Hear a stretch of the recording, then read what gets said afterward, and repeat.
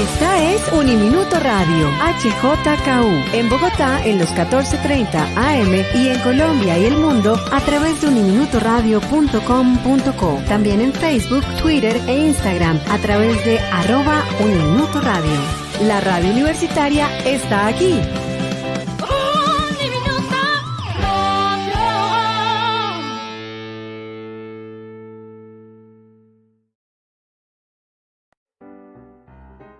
Personajes, saberes, prácticas, conexiones, entramados, pedagogías y creatividad en El Narratorio, un espacio para el diálogo desde los lenguajes en educación.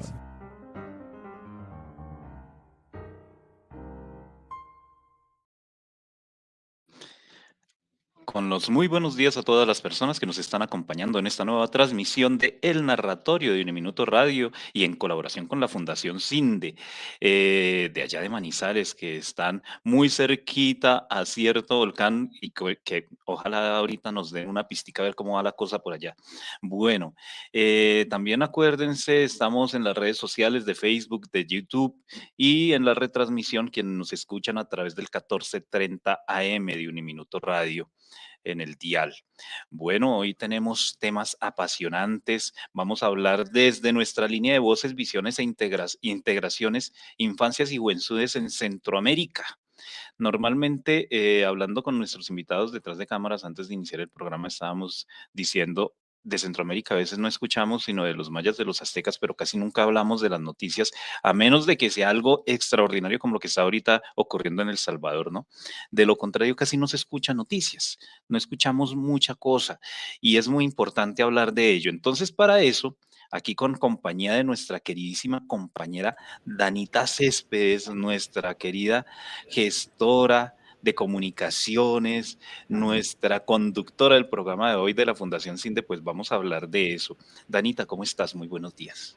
Héctor, siempre un placer saludarte a toda la mesa de trabajo, a Sebastián en el máster. Muchísimas gracias de nuevo por este espacio, esta invitación que nos ayuda sobre todo a visibilizar. Eso que tú acabas de decir es muy importante. Escuchamos muchas cosas de Centroamérica, pero no escuchamos lo relevante y es qué está pasando con las infancias y las juventudes, hoy específicamente con las juventudes también de nuestro Centroamérica, que también hace parte de todas las epistemologías que nosotros abordamos constantemente desde la Fundación CINDE, desde los eventos que nos convocan como la Bienal Latinoamericana y Caribeña en primeras infancias, niñez y juventudes, y desde lo que se teje también en la revista que hace muy poco tiempo tuvimos acá, la revista latinoamericana de Ciencias Sociales, Niñez y Juventud, que es precisamente lo que converge este tipo y convoca a estas narrativas a través de los artículos en el monográfico Infancias y Juventudes en Centroamérica, y hoy con unos invitados muy especiales.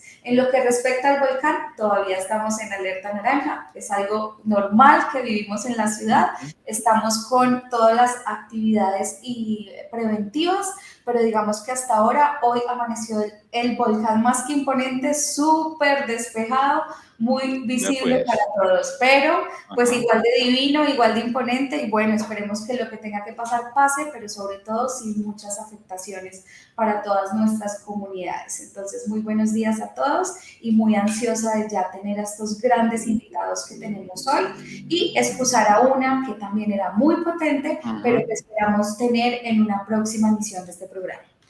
Total. Bueno, también tenemos aquí detrás de cámaras, pero lo vamos a presentar un momentito aquí a Sebastián Martín, nuestro querido siempre máster conductor y compañero de la mesa de trabajo. Sebastián, muy buenos días. Buenos días, Héctor. Buenos días, Dana. ¿Cómo están? También a nuestros invitados que de por sí son muy especiales para posibilitar lo que viene siendo este diálogo a través de lo que vienen siendo esos otros, ¿no? Esas diferentes concepciones, percepciones que se tienen, pero que finalmente nos viene uniendo como lo que viene siendo Latinoamérica. Por otro lado, también a aquellos que nos están escuchando, porque vuelvo y lo repito, cada vez por ustedes es que se posibilita este encuentro a través de lo que viene siendo el narratorio. Ok, perfecto. Bueno, Danita, yo creo que todos tuyos en tus manos estamos precisamente para poder presentar a estos invitados tan especiales que necesitamos que nos ilustren acerca de lo que se está suscitando, de lo que está apareciendo, de lo que está surgiendo en esos saberes académicos sobre la niñez y juventudes en Centroamérica y el Caribe. Mira, hoy tenemos al doctor Alfredo Nateras, que ha sido, mejor dicho, un interpelador de muchas reflexiones, pero sobre todo un investigador muy potente en todo lo que pasa en sus territorios, en sus contextos con las juventudes. Él es antropólogo de la Universidad Autónoma Metropolitana de Ixtapalapa. El doctor me corregirá si lo pronuncié mal. Obtuvo el concurso nacional por su tesis en juventud en el 2011, tiene un doctorado del Instituto Mexicano de la Juventud, ha publicado más de 100 artículos y unos de estos son estos que vamos a interpelar hoy con el monográfico de la Revista Latinoamericana de Ciencias Sociales, Niñez y Juventud, que es un monográfico divino y bellísimo que yo creo que necesitan leer todos los investigadores de América Latina y del Caribe y del mundo.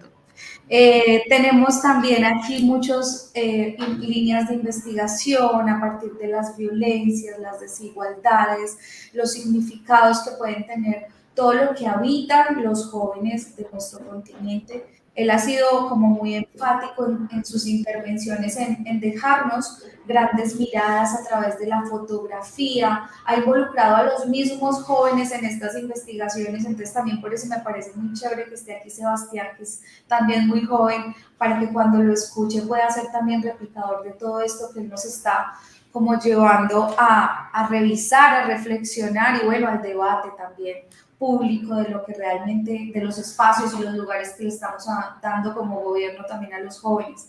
Es coordinador de la colección de juventudes y resistencias, mejor dicho, aquí tenemos un desglose grandísimo, entonces bienvenido doctor Alfredo Natera, lo iremos conociendo con sus interpelaciones a lo largo del programa. Bienvenidísimo. Gracias, muy amable. Y también tenemos un invitado muy especial, con una muy buena trayectoria, que es el doctor Wilson Gómez. Él es doctor en Ciencias Sociales, Niñez y Juventud del CINDE. Tiene como profesión la gestión cultural y comunicativa de la Universidad Nacional de Colombia. Es especialista en estética de la Universidad Nacional de Colombia, magíster en educación de la Universidad Católica de Manizales. Wilson ha trabajado muchos temas a partir de la estética, de las narrativas, de las cartografías y actualmente se encuentra vinculado a la Facultad de Ciencias Humanas y Artes de la Universidad del Tolima. No sé si Wilson es del Tolima, yo soy del Tolima, pero de Ibagué justamente. Entonces creo que allá en el Tolima también teje grandes experiencias con y las jóvenes de su territorio y hoy es un invitado muy especial porque también converge en todos estos artículos y propuestas que nos han traído con este monográfico y que estábamos muy pendientes de relanzar porque necesitamos que la gente vea lo que está allí en esos contenidos. Wilson, buenos días, bienvenidísimo. Notes el micrófono. Pues, hola, buenos días. Bien. No, Anita, muchas gracias pues por la presentación. Alfredo, buenos días. Héctor, Sebastián, por este espacio también que nos permiten para contar un poco lo que, pues digamos, propusimos como investigadores acerca de las infancias y las juventudes en Centroamérica. Soy de Manizales, pero bueno, estoy en Ibagué trabajando con la Universidad del Tolima, aquí moviendo precisamente temas sobre estas discusiones en Colombia y en América Latina.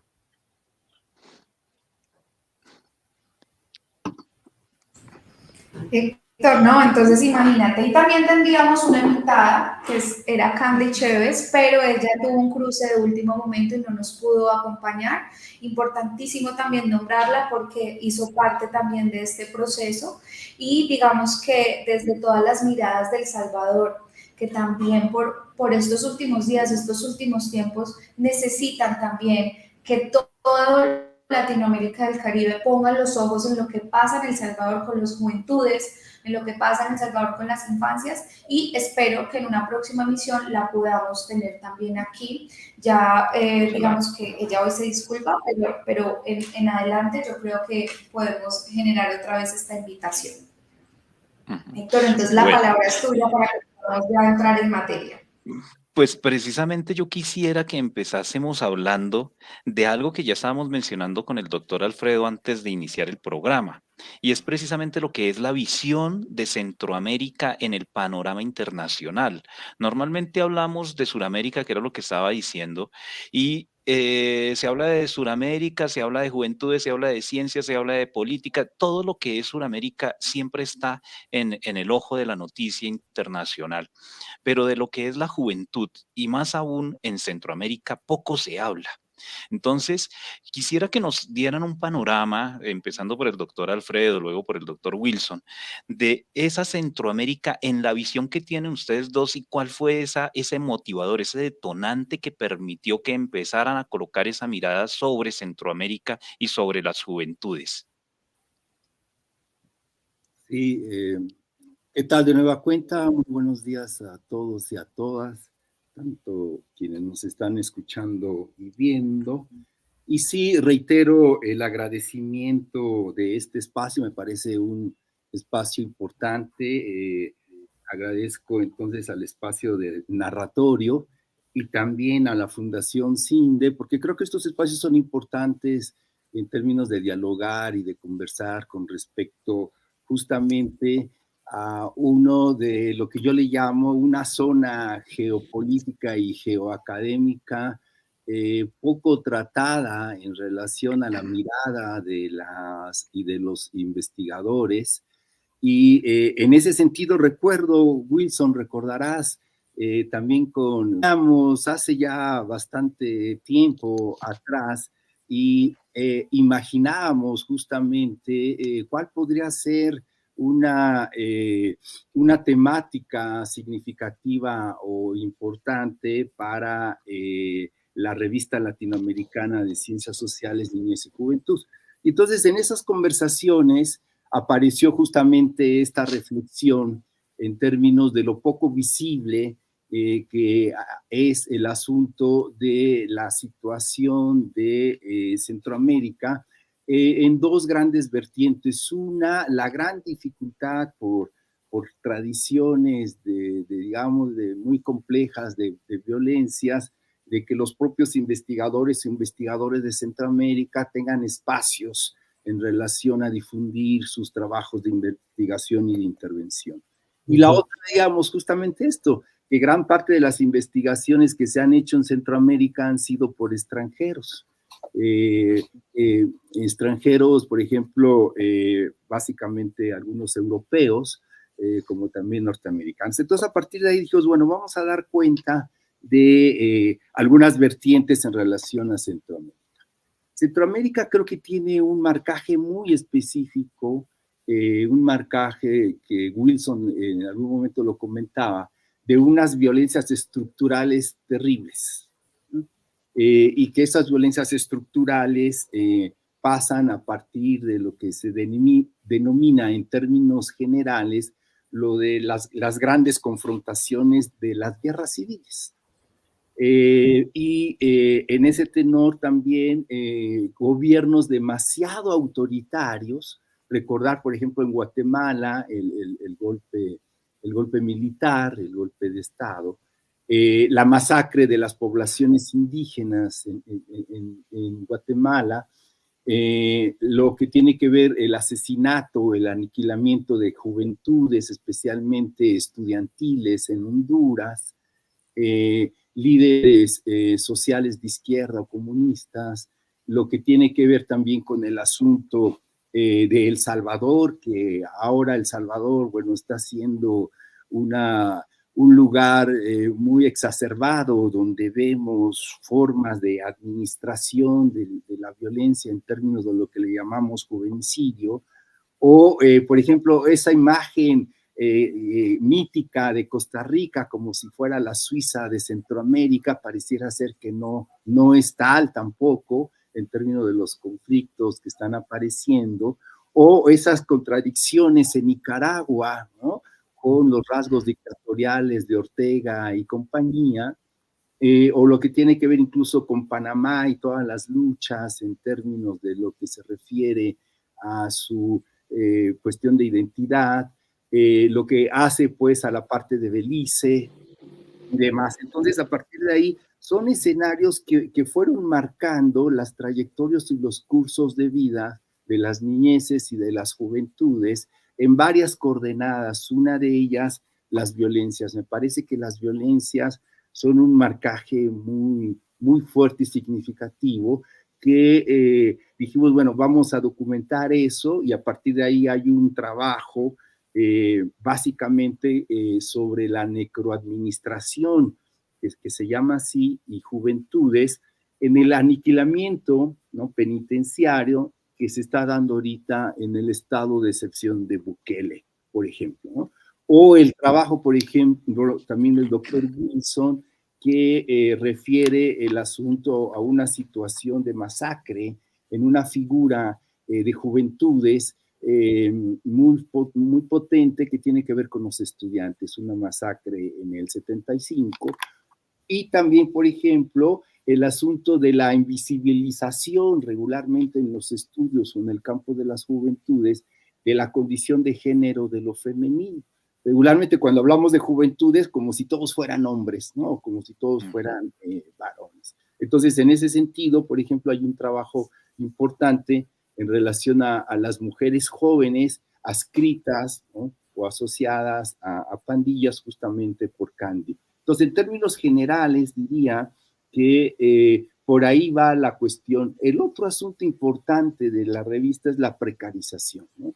Hay que recordar que por ejemplo, está ligado la precarización con las violencias.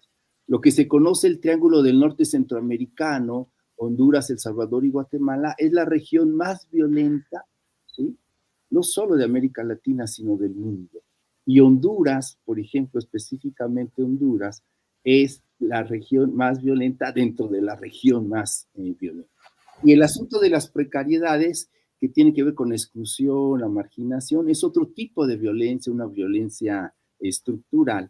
Y entonces ahí también apuntamos en relación a visibilizar este asunto, ligado a la violencia junto con la precarización. Y otro aspecto importante que aparece en la revista es el asunto de las situaciones de pandemia, en términos de que desnudaron más este tipo de contradicciones de este proyecto neoliberal salvaje que desmontó los sistemas de salud y demás. Entonces hay varios trabajos también en relación a el asunto de las afectividades, de las emociones, de las familias, la gobernanza, la crianza en situaciones de pandemia. Entonces por ahí va más o menos nuestras preocupaciones y nuestras inquietudes. Bueno, yo estoy viendo aquí bastantes temas que yo creo que nos podrían, o sea, podríamos abarcar con esto toda una serie de programas de aquí hasta diciembre y más, porque realmente es una profundidad y es un universo inmenso el que tenemos enfrente. Ha mencionado el doctor Alfredo muchas cosas, pero hay cosas que me quedaron sonando dentro de ese mundo de cosas que mencionó. Mencionó el tema de las violencias, del pandillismo, de las migraciones. Bueno, no mencionamos lo de las migraciones y ese es otro tema interesante ahí, ¿no? Todo el tema de la afluencia de personas que migran desde Centroamérica y ahora desde Sudamérica también, utilizando el corredor centroamericano, buscando, entre comillas, el sueño americano, ¿no? Y eso como también dentro de toda esa violencia estructural, que yo diría que no es solamente estructural de un gobierno, de un país, sino que es macroestructural o macroregional, genera también toda una serie de dinámicas que afectan a estas juventudes que viven ahí. Pero hay algo que me parece que sería interesante mencionar y no sé si ahorita con el doctor Wilson lo podemos también tratar, y es algo que me deja pensando de lo que menciona, y es, existen también los silencios que favorecen. Sí, el silencio no solamente en las noticias, sino el silencio académico que no se ha permitido ver esas realidades en el contexto propio de los territorios. Y eso es algo que, en lo que creo que están trabajando, en eliminar o en tratar de contrarrestar el tema de ese silencio favorecedor de la dinámica de la violencia y de la dinámica de la afectación dada por todos los procesos que se están dando a nivel socio-relacional en Centroamérica. Doctor Wilson, no sé si podemos continuar entonces ahí, desde ahí la charla. Sí, por supuesto. Bueno, yo primero quisiera pues hacer algunas, digamos, como resonancias del planteamiento de Alfredo. Pero primero quisiera decir una cosa importante, y es que pues nosotros somos de Colombia y alguna vez también fuimos Centroamérica, ¿no? En últimas, Panamá fue territorio nuestro y precisamente Alfredo decía en algún momento, hay un asunto, hay dos asuntos aquí que son claves para entender por qué la convocatoria de la revista. Uno tiene que ver con la geopolítica y otro tiene que ver con lo que Alfredo llama el geoconocimiento, también la geopolítica, el conocimiento, para decirlo también en otros términos. Se le fue el audio, maestro. No sé si... Creo que se desconectó el... Miremos a ver, porque no lo estamos escuchando. ¿Ahí me escuchan bien? Sí, mejor. Perfecto, maestro. Bueno, se fue un momentico ahí, se me desconectó aquí el audífono. Entonces lo que estaba diciendo es que hay una geopolítica, digamos, tanto en las relaciones políticas al interior de Centroamérica como una geopolítica del conocimiento.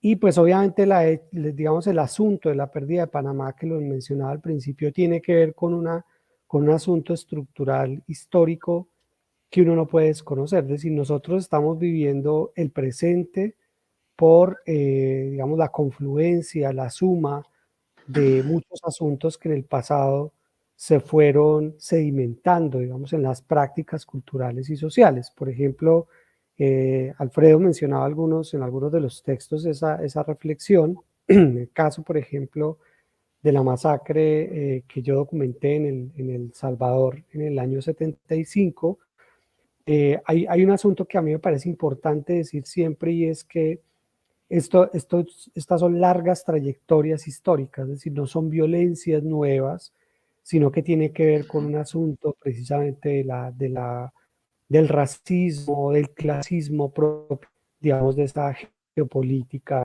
de principios del siglo XX hasta el presente, es decir, un asunto que ver con la dinámica de los procesos de independencia en América Latina y el papel que va a jugar, por ejemplo, la geopolítica norteamericana a partir de principios del siglo XX en ese territorio y en ese contexto, no solamente en Centroamérica, sino también en el Caribe y por supuesto en América del Sur en su conjunto. Entonces hay una digámoslo así, una especie de sobredeterminante de esas violencias que tiene que ver con los intereses geopolíticos del norte, con los intereses geopolíticos, por supuesto, llamémoslo así, de las hegemonías o las clases dominantes, las clases sociales dominantes en esos contextos. Entonces, uno puede partir, digamos, de esa lectura estructural para entender que esto, pues, es un coletazo un poco, es una consecuencia también de esos asuntos estructurales que están asociados a esa geopolítica. Y por otro lado, lo decía Alfredo, que es una cosa que además es muy interesante para el análisis, y es que muchas de las producciones académicas que uno encuentra cuando quiere trabajar sobre Centroamérica vienen desde una concepción también geopolítica del conocimiento, que bueno, en estos debates sobre la discusión sobre las epistemologías del sur se ha llamado esta geopolítica el norte global, ¿cierto? Es decir, una concepción de las relaciones sociales y de las maneras como nosotros nos entendemos en nuestros contextos a partir de miradas exógenas, particularmente de universidades norteamericanas y europeas. Y eso lo puede notar uno perfectamente cuando hace estos trabajos de investigación, sobre todo por una cosa que nosotros decíamos, Alfredo, recuerdas en el llamado al documento, al monográfico, nosotros hicimos un texto invitando a los investigadores a partir de esa reflexión a que presentaran propuestas, y es que muchas de estas discusiones en términos de lo que se ha producido en Centroamérica o de lo que no se ha producido en Centroamérica está atravesado también por la desfinanciación estructural de la investigación al interior de esos países. Bukele acaba de pelearse con la Universidad de El Salvador y acaban de bajar un montón de proyectos que tenían ya muy avanzados de inicio, entre ellos un doctorado en antropología y estudios culturales que iban a iniciar este año, y por las discusiones y por las, digamos,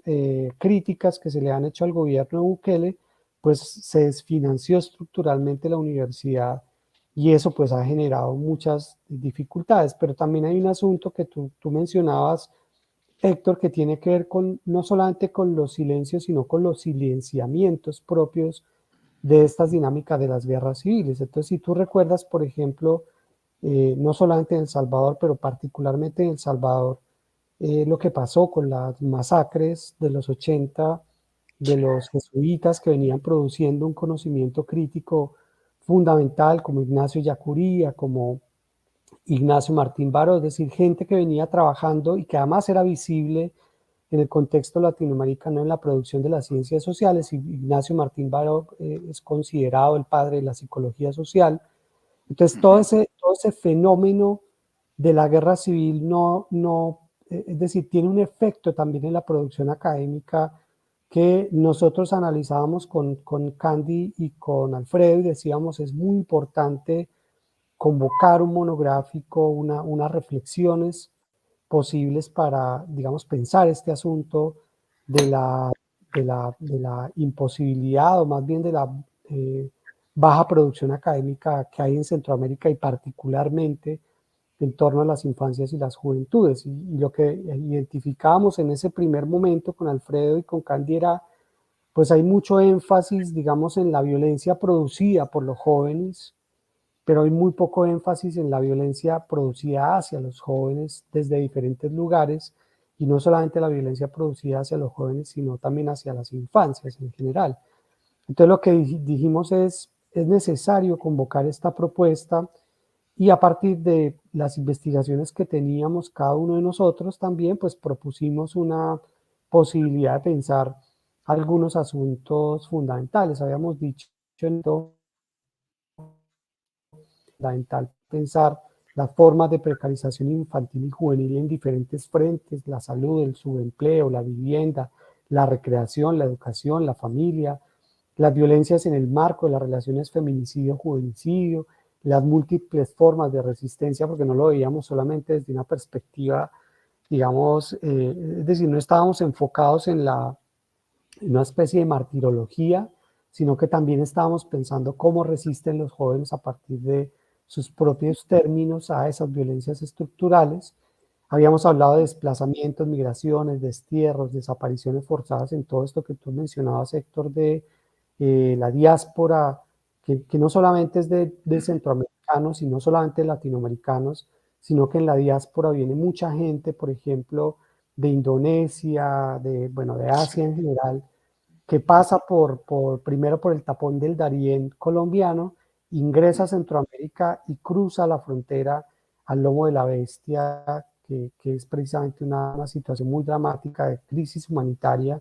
Recordarán la película ya clásica de La Jaula de Oro, que narra precisamente la experiencia de jóvenes centroamericanos que intentan migrar al norte tras el sueño americano, y que son, digamos, que son violentados sistemáticamente de muchas maneras en ese tránsito. Y finalmente habíamos propuesto pensar la vida cotidiana, la experiencia juvenil en el marco del confinamiento, y el malestar social y las protestas juveniles.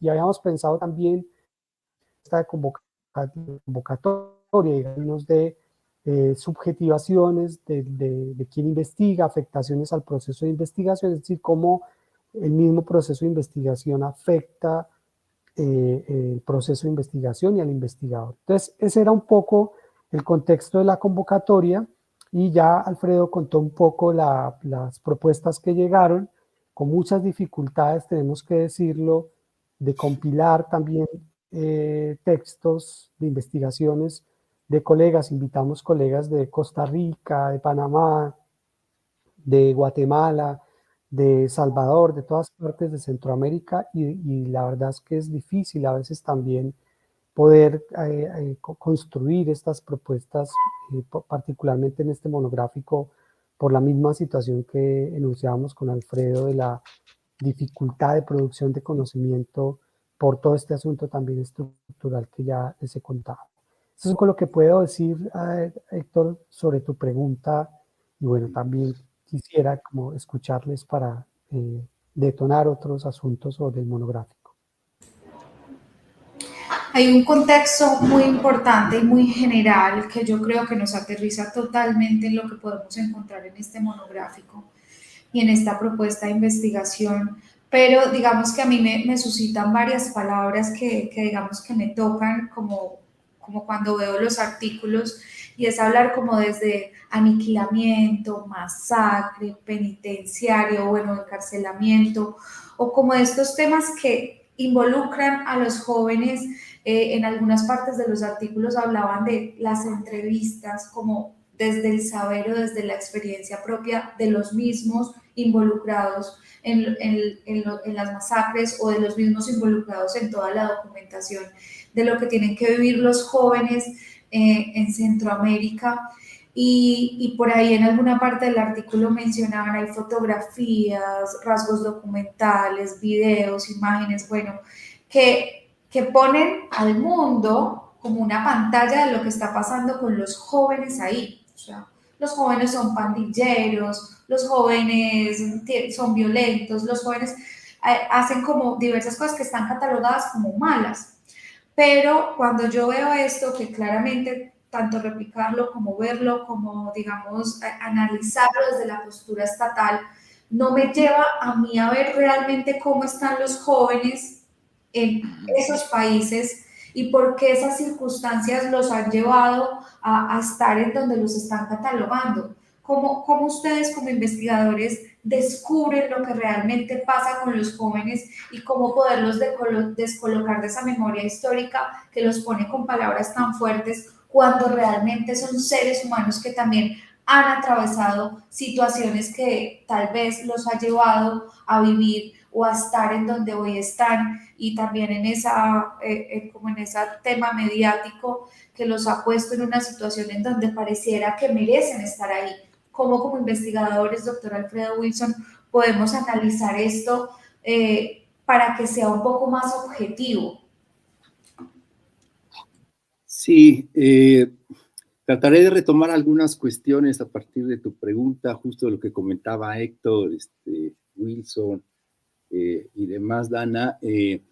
A ver, el asunto me parece es que las juventudes, no solo, ahora sí que diría en Centroamérica, sino las juventudes por su amplitud en América Latina, los rostros y sus tesituras regularmente, aún con los ritmos específicos de lo local por país, tienen algunas similitudes. Las juventudes en Centroamérica y en América Latina, uno de sus rostros, y lo vuelvo a reiterar, es lo que tiene que ver con el asunto de las violencias. Y ya lo mencionaba Wilson, ¿no? Son violencias históricas, violencias que se van dando y que van teniendo configuraciones distintas, pero no dejan de ser violencias. La metáfora que yo utilizo son como las muñecas rusas, las matruscas, ¿no?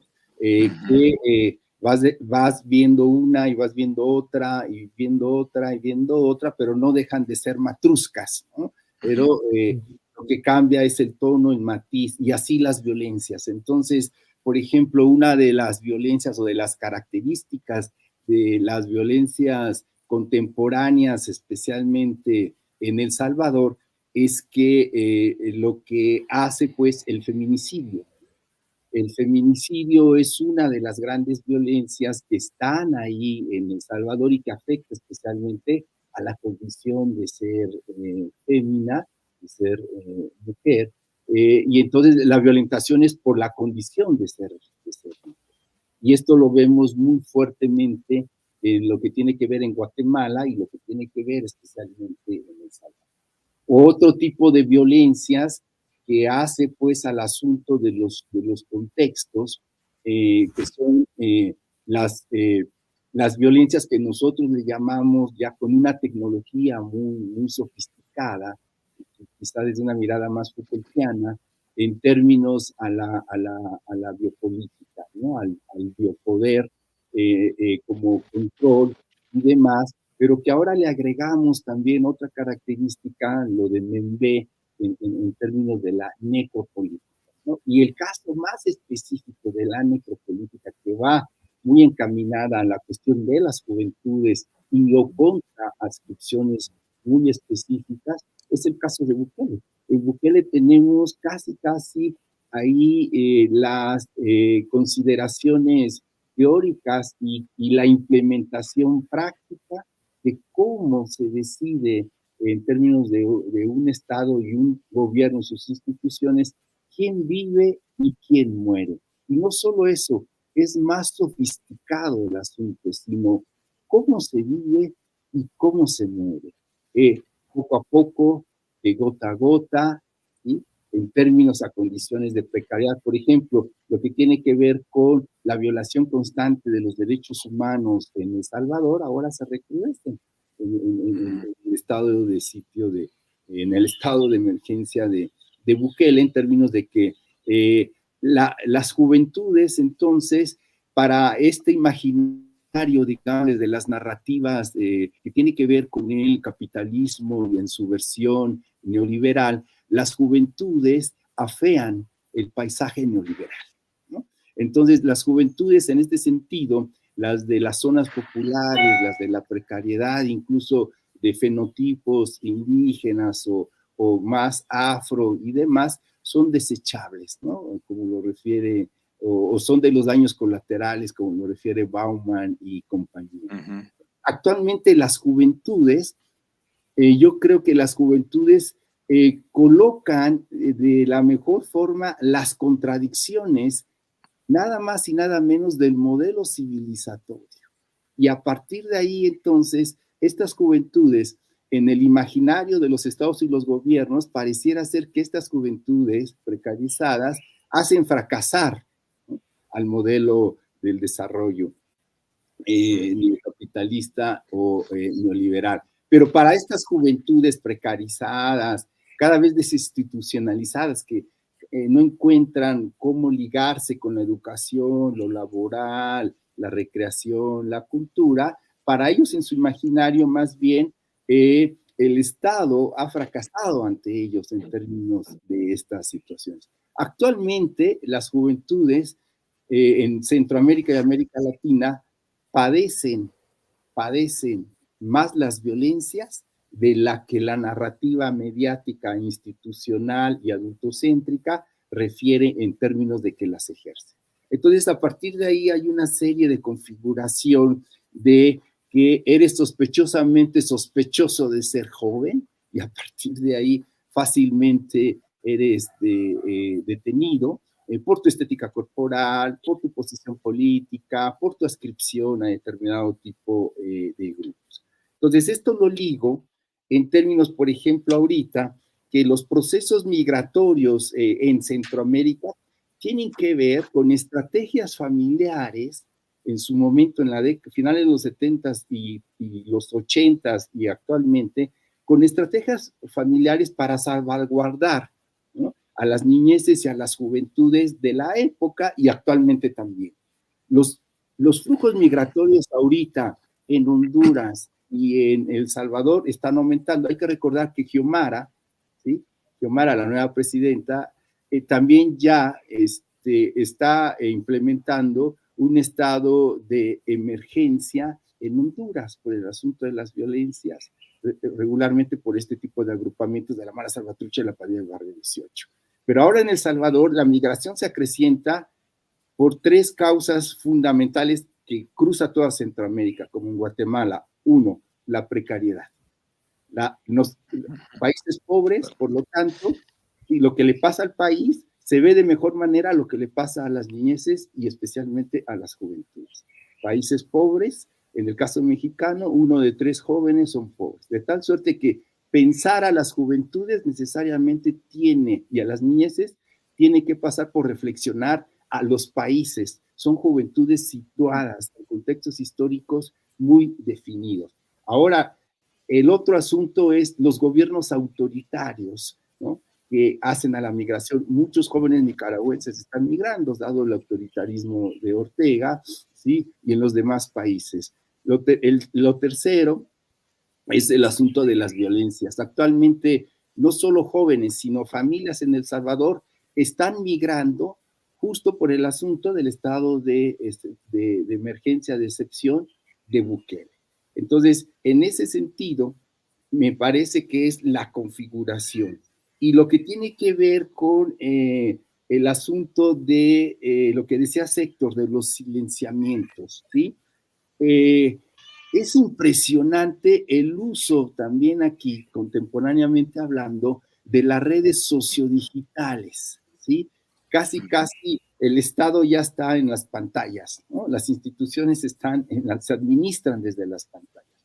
Bukele, su comunicación en términos de la exacerbación de la violencia contra este tipo de agrupamientos, los jóvenes en general y especialmente los adscritos a maras y a pandillas, lo hace y lo transmite y lo videa a través de su cuenta de Twitter.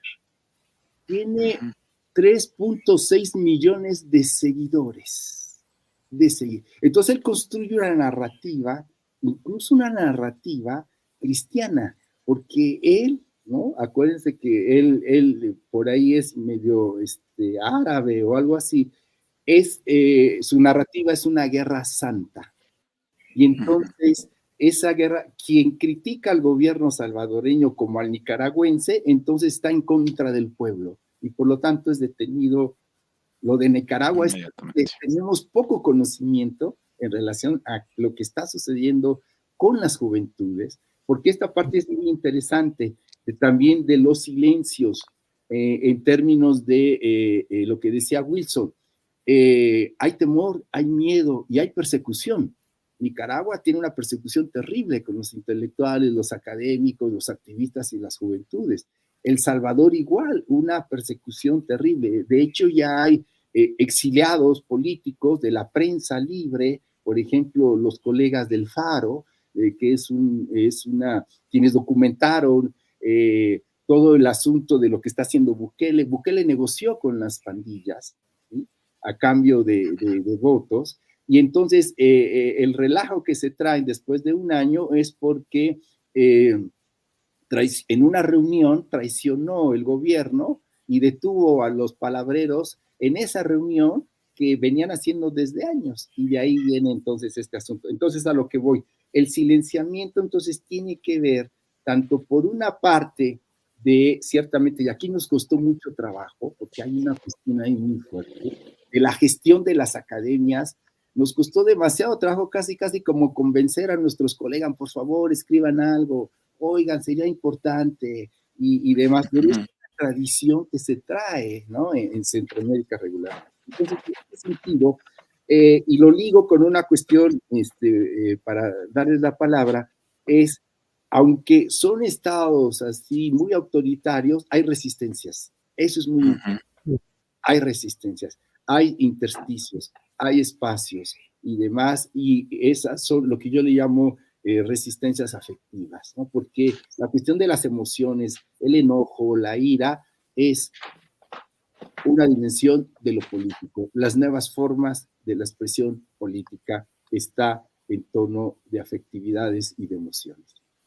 Bien, creo que aquí estamos abriendo, es todo un libro, esto parece como si fuera casi como la historia cronológica del mundo, es una cosa impresionante de profundidad, porque hay mucho de qué coger. se nos esté yendo el tiempo, nos quedan muy poquitos minutos, nos quedan apenas 6 minutos del programa. Imagínense cómo ha corrido esto y me parece muy interesante lo que estamos hablando. Y yo quiero que para cerrar, ojalá con la palabra del doctor Wilson, pudiésemos abordar algo que me parece que muy interesante a partir de lo que han dicho anteriormente y lo que menciona el doctor Alfredo hace poquito. Y hay un tema de lo que son los estados de bienestar y el análisis de las relaciones socioeconómicas dentro de todo el sistema, que es lo que, entre comillas, haciendo también el símil y la metáfora de las matrioshka, ¿no? Es como si fueran las capas de la cebollita una encima de otra, pero realmente hay un tema más profundo ahí que analizar que tiene que ver con toda esa afectación a las juventudes. Es decir, la juventud no es lo que es porque sí, la juventud no hace lo que hace porque sí. Hay algo detrás de eso, algo que yo estaba hablando con unos estudiantes precisamente ayer, y ¿qué es la causa? ¿Cuál es el agente? Entonces hay 3 elementos claves sobre los que quisiera hablar y es, uno, hay unos hechos de violencia que ya en ese momento se han colocado sobre la mesa, pero también hay unos actores y hay unos autores, que es un mundo muy complejo de analizar, el actor y el autor, ¿cierto? De estas violencias que en cierto modo ya los explicaron el doctor Alfredo y el doctor Wilson, pero que tiene mucha más profundidad. Y cómo se vincula en ese ejercicio de identificación de esos autores, de esos actores, en la comprensión de la situación desde el punto de vista de la educación. ¿Cómo interviene este ejercicio que han estado desarrollando para que nuestras juventudes, para que la sociedad en general comprenda, entienda y actúe en relación sobre lo que está sucediendo? Bueno, yo creo que Alfredo señala un asunto que es crucial, y es que en efecto pues no estamos, digamos, hablando solamente de un problema centroamericano, sino que estamos hablando de un problema latinoamericano, digamos, extendido. Es decir, hay un problema relacionado con, digamos, yo no diría que hay una causa, todo esto también es multicausal. Por supuesto que hay una incidencia directa de las transformaciones del liberalismo, el neoliberalismo en todo el mundo, que han producido este efecto. Yo no había pensado, Alfredo, en eso que señalabas, claro, el tema de cómo los estados se trasladan de la cosa pública a la cosa privada de los mandatarios que en sus redes sociales están administrando y gestionando el Estado de una manera muy singulares, ¿cierto? Que incluso atacan precisamente a gente que les cuestiona radicalmente sus maneras de ser y de hacer las cosas, ¿no? Entonces yo diría que para intentar responder tu pregunta, Héctor, yo lo que siento es que precisamente uno de los asuntos centrales de esta discusión es no podemos pensar una sola causa de los fenómenos de violencia en Centroamérica, no podemos pensar una sola manera de comprender el fenómeno, sino que hay primero múltiples causas, pero también hay que reconocer que hay mucha gente que en medio de tanta cosa tan violenta está resistiendo, está allí en territorio produciendo otras miradas, otras lecturas del mundo que nos están planteando discusiones desde sus cuerpos, de sus maneras de ser en el espacio, que son muy potentes y que por supuesto implica que la academia y la producción intelectual sea mucho más profunda en ese sentido. Entonces quisiera, digamos, cerrar con eso y por supuesto agradecerte, Héctor, Dana, por el espacio de conversatorio en torno a esta revista, este monográfico de la revista latinoamericana. Muchísimas gracias, doctor. Danita, yo creo que pues te doy la palabra para que hagamos el cierre, la conclusión que tú tienes acerca del programa de hoy. Si es que podemos sacar conclusión, porque esto está grande. Sí, no, me da un poquito como de tristeza estos tiempos así como tan limitados. Siento que me quedaron ahí muchos temas valiosos, pero es también lo que convoca el monográfico, y es lograr que las personas que nos estén viendo y que nos van a escuchar el jueves en la retransmisión puedan interesarse en estos temas, puedan ahondar en lo que los investigadores están tratando y en los investigadores que además se retan y hacen posible estas publicaciones, porque mira que nos lo decían muchos, no se tientan un poco, o lo evitan, o prefieren como tal vez ese tema del silencio, pero me parece valiosísimo que pongamos esto sobre la mesa, que lo conversemos, y ellos ahí mismo también tienen sus datos, sus correos y todo, y si las personas quieren ahondar, quieren como abrir más el panorama, estudiar sobre esto, investigarlo, ahí va a estar en el monográfico que también publicamos en todos nuestros canales. Yo honestamente, Héctor, te digo, yo siento que me quedaron muchas cosas ahí, pero también creo que podemos intencionar más espacios que nos permitan que la gente escuche este tipo de programas que realmente ponen el contexto social. No puede ser más importantes para nosotros los niños y los jóvenes de nuestro continente y la proyección que ellos pueden tener a futuro. No podemos desconocer ni dejar de incidir en la política pública de los estados para que esas brechas de desigualdad, de pobreza, sean tenidas en cuenta y se les den mayores oportunidades o nos den mayores oportunidades para habitar el mundo de una forma distinta.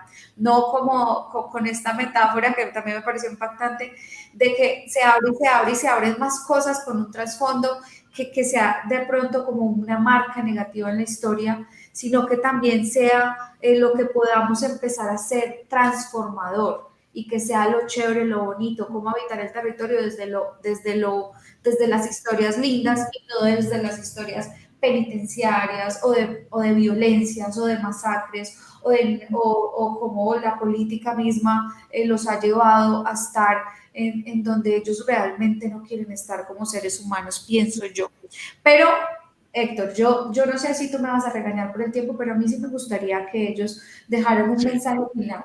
No solo para los jóvenes que nos escuchan, los niños que nos escuchan, las madres que nos escuchan, sino también para los académicos que nos escuchan y la importancia de poder motivar un poco que nos estemos pronunciando respecto a lo que pasa en esta realidad social. Yo sí me voy a tomar que cada uno se tome un minutico, por favor, para que cerremos con un mensaje y que podamos retomar esto tal vez. Estoy segura que con muchos de ustedes nos vamos a encontrar en la Bienal Latinoamericana y Caribeña, en donde estos temas se vuelven una discusión de América Latina y el Caribe. Sí, trataré de ser así como puntual, dígalo en un minuto, ¿no? Entonces, empezaría con que también la revista tiene varios apartados, ¿no?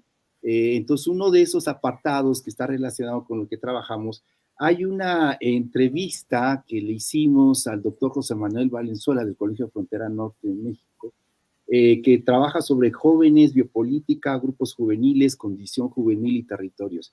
Chéquenla, es muy interesante porque tiene que ver con lo que estamos hablando.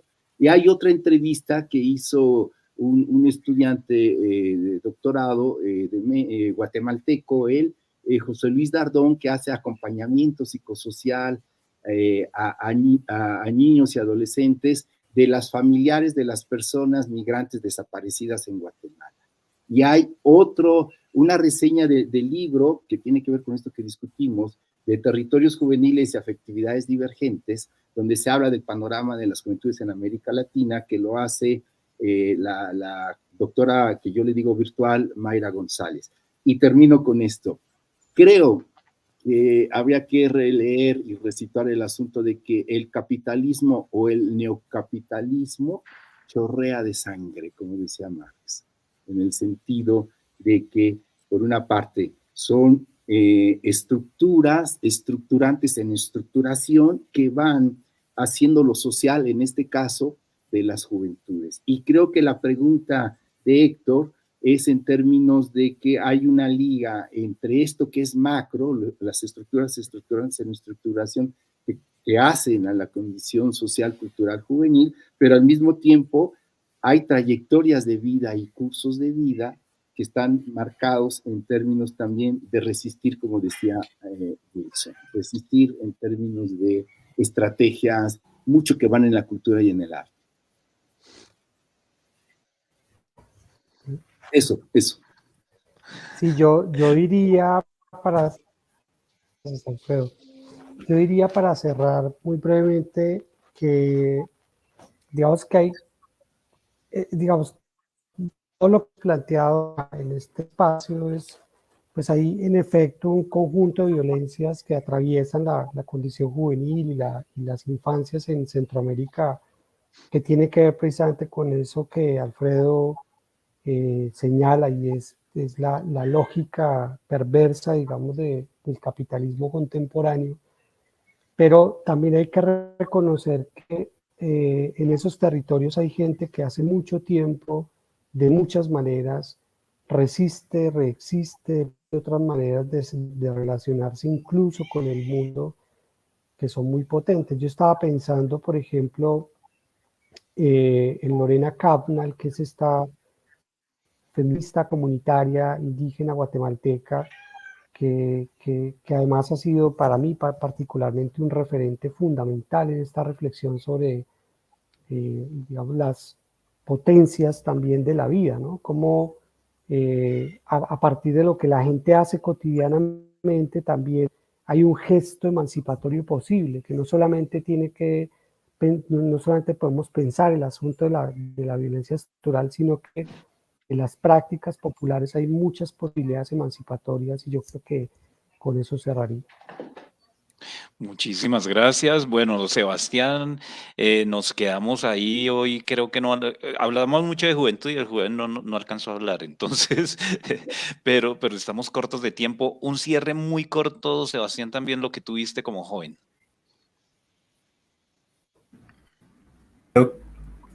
¿Ahí me escuchan? Perfectamente.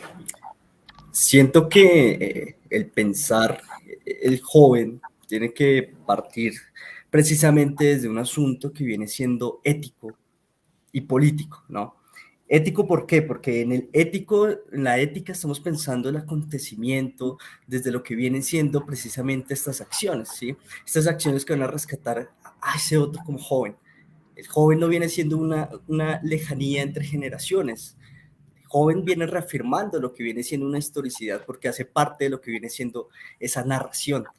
Y tomando aquí a Paul Ricoeur, él decía que el hombre es narración, en la medida en que su existencia está siendo reconfigurada a través de unos hechos históricos que lo competen no solamente como un hombre en sí mismo, sino un hombre para los otros. Entonces pienso eso, y me parece interesante el asunto de pensar la política, porque no se piensa solamente desde lo que viene siendo el Estado, sino que la política se piensa desde una preocupación que emana esa cercanía con ese otro desde lo joven, ¿no?